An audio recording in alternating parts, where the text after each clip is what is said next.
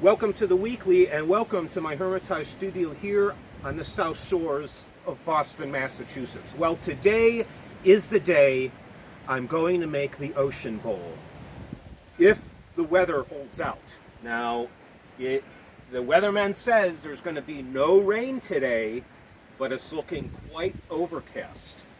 It is quite windy out today, which will probably work in my favor in helping to dry the bowl out as the clay sets on that rock.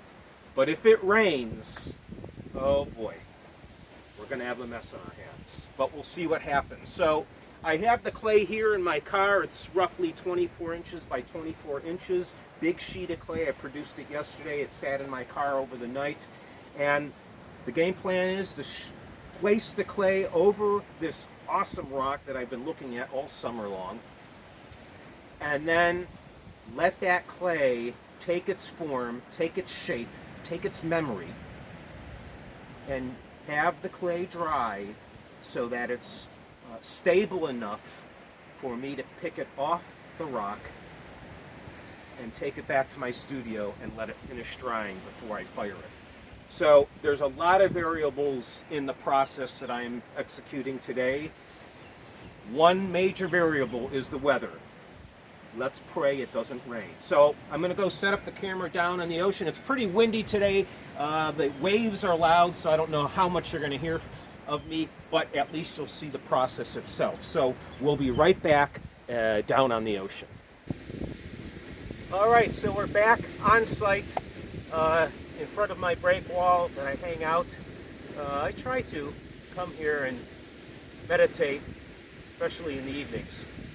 But I found this boulder here emerging out of the sand. It's like a Zen garden, how the rocks in a Zen garden are like halfway in the ground, and they emerge out of the ground in a Zen garden like a mountaintop.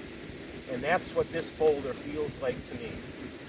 And I just thought it would make, it has this interesting lines to it, great texture, a lot of information on this ocean rock. So what we're going to do is slide the clay over the surface of this rock.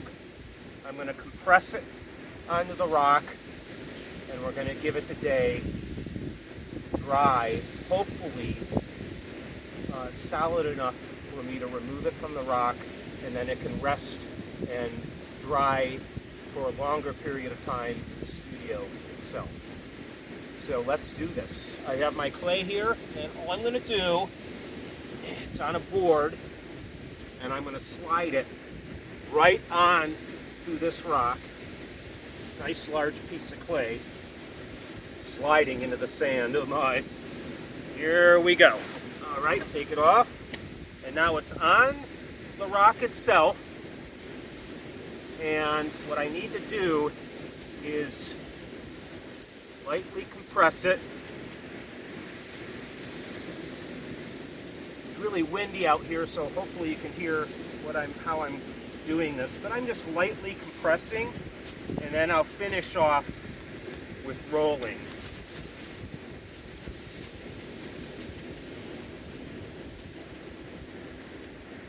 Nice fit, nice texture.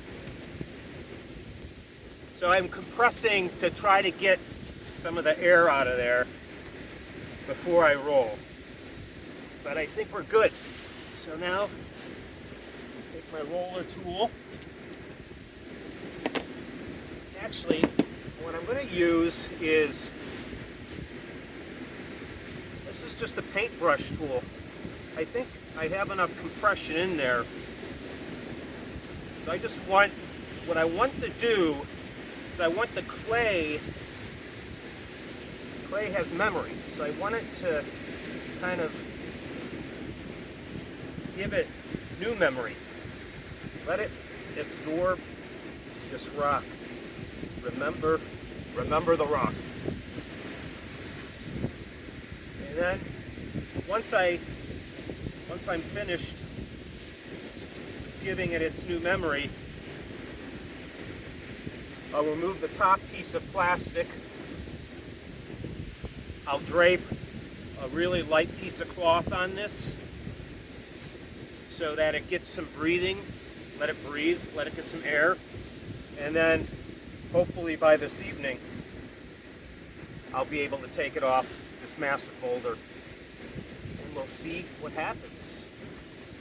There's a lot of pieces to the movement here when you're doing something not in the studio. A lot can happen. So if you see a post on this again, that means it worked. And if you don't see a post on this again, it means back to the drawing board.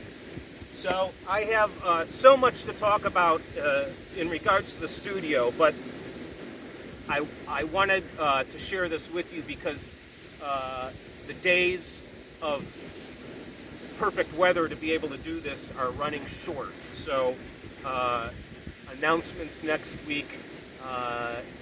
Let's hope this bowl turns out, and until next time, stay creative.